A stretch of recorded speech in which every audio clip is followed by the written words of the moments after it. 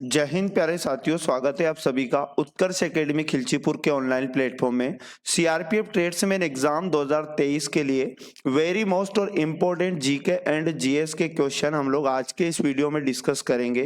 56वां part हम लोग discuss करने वाले। इससे पहले हमारे 55 पार्ट कंप्लीट हो चुके हैं। इस क्लास का पीडीएफ आप हमारे टेलीग्राम से डाउनलोड कर सकते हैं। टेलीग्राम का लिंक आपको इस वीडियो के डिस्क्रिप्शन में मिल जाएगा। यदि आप चैनल पर पहली बार आए तो चैनल को सब्सक्राइब कर ले, जिससे आपको सभी वीडियो का नोटिफिकेशन तुरंत मिल पाएगा। एक भी क्वेश्चन को बिना स्किप किए पूरे वीडियो को ध्यानपूर्वक देखिएगा। सीआरपीएफ ट्रेडमैन के एडमिट कार्ड जारी हो चुके हैं। एग्जाम के अंदर इन्हीं प्रश्नों में से क्वेश्चन आपको जरूर देखने को मिलेंगे। आज का पहला क्वेश्चन है आपके पास, निम्नलिखित में से कौन सा महाराष्ट्र का राज्य वृक्ष है? तो इसका राइट आंसर आपको याद रखना है आम। आम जो है प्यारे साथियों महाराष्ट्र का राज्य वृक्ष है। और मैं आपको बता दूं कि भारत का जो राष्ट्रीय फल है वो भी आम है, तो ये जानकारी भी आपको याद रखना है। अगला क्वेश्चन है हमारे पास, निम्नलिखित में से कौन सा राज्य कॉफी का सबसे बड़ा उत्पादक है? तो प्यारे साथियों कर्नाटक राज्य कॉफी का सबसे बड़ा उत्पादक है। ऑप्शन नंबर 4 इसका करेक्ट आंसर आपको याद रखना है। क्वेश्चन नंबर 3 है हमारे पास, मैक्स वेस्टरस्टैपेन किस खेल से संबंधित है? तो राइट आंसर आपको याद रखना है F1 रेसिंग। ऑप्शन नंबर 3 इसका सही जवाब आप याद रखिएगा। क्वेश्चन नंबर 4 है हमारे पास, निम्नलिखित में से किस ग्रह का अपना कोई उपग्रह नहीं है? तो प्यारे साथियों उसका नाम है बुध। बुध ग्रह का एक भी उपग्रह नहीं है, याद रखिएगा। जो बृहस्पति है, याद रखिएगा बृहस्पति के सबसे अधिक उपग्रह है, इसके 92 उपग्रह हैं।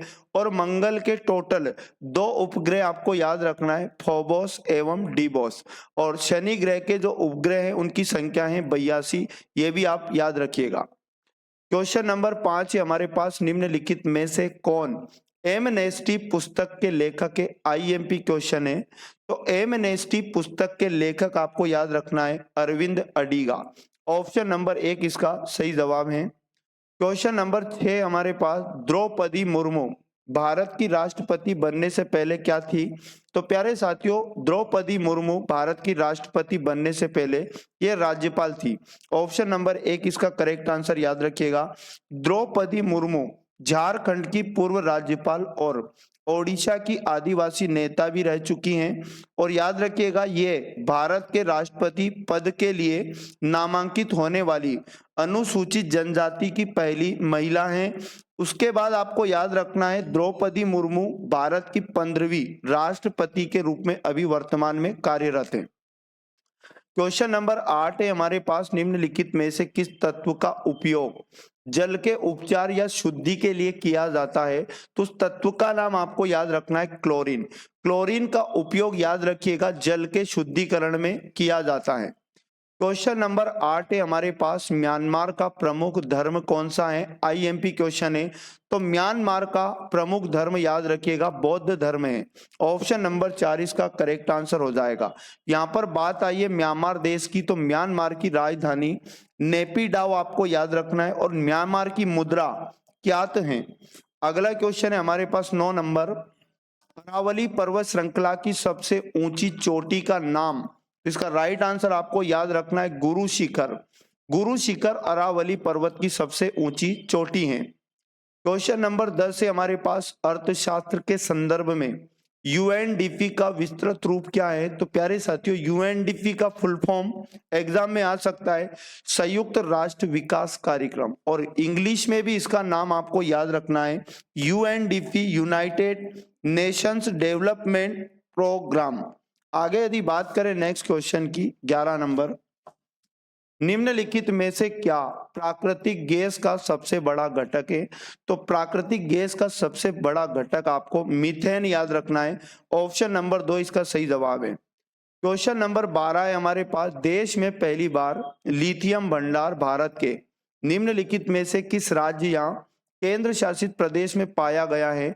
तो प्यारे साथियों देश में पहली बार लिथियम का भंडार भारत के जम्मू और कश्मीर राज्य में पाया गया है। ऑप्शन नंबर 4 इसका सही जवाब आप याद रखिए। अगला क्वेश्चन है हमारे पास, 1862 में उच्च न्यायालय पहली बार स्थापित किया गया था? तो पहली बार उच्च न्यायालय 1862 में, याद रखिएगा, मद्रास में स्थापित किया गया था। ऑप्शन नंबर 3 इसका सही जवाब आपको याद रखना है। क्वेश्चन नंबर 14 है हमारे पास, विश्व के एकमात्र सागर का नाम बताइए जिसकी कोई स्थल सीमा नहीं है। तो प्यारे साथियों, उस सागर का नाम आप याद रखिएगा, सारगेसो सागर। इसकी कोई भी स्थल सीमा नहीं है। ऑप्शन नंबर 1 इसका करेक्ट आंसर, याद रखिए। क्वेश्चन नंबर 15 हमारे पास, झिझिया नृत्य निम्नलिखित में से किस राज्य का एक लोक नृत्य है? तो झिझिया आईएमपी क्वेश्चन है, याद रखिएगा, बिहार राज्य का एक लोक नृत्य है। अच्छा, यहाँ पर याद रखिएगा उत्तर प्रदेश का फेमस लोक नृत्य कथक, और हरियाणा के लोक नृत्य भी आपको याद रखना है, लूर। लूर याद रखिएगा, हरियाणा का फेमस लोक नृत्य है। और मध्य प्रदेश के फेमस लोक नृत्य मटकी और जावरा आपको याद रखना है। नेक्स्ट क्वेश्चन है हमारे पास, क्षय रोग टीबी के टीके की खोज किसने की? तो याद रखिएगा, टीबी के टीके की खोज लियोन केलमेट और केमिली गुएरिन। ऑप्शन नंबर 3 इसका सही जवाब है।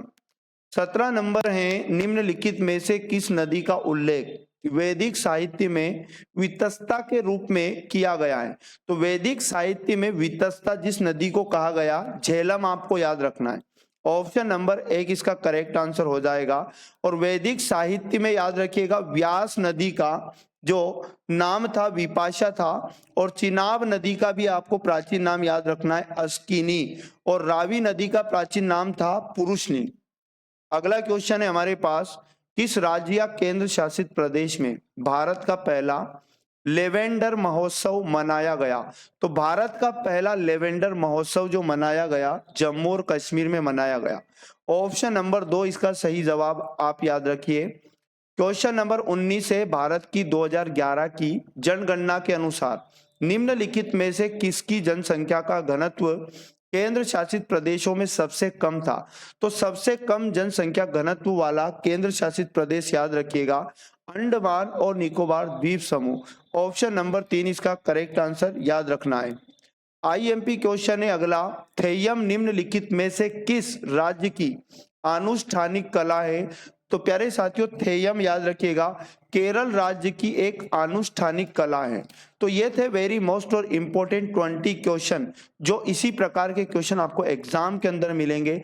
तो प्रतिदिन इस क्लास को जरूर वॉच करिएगा, बहुत कम समय है, कम समय में और एक कम छोटे से वीडियो में आपको बहुत ज्यादा क्वेश्चन हम देने की यहाँ पर कोशिश प्रतिदिन कर रहे हैं, और सभी तरह के क्वेश्चन यहाँ पर आप लोगों को रिवाइज कराए गए हैं।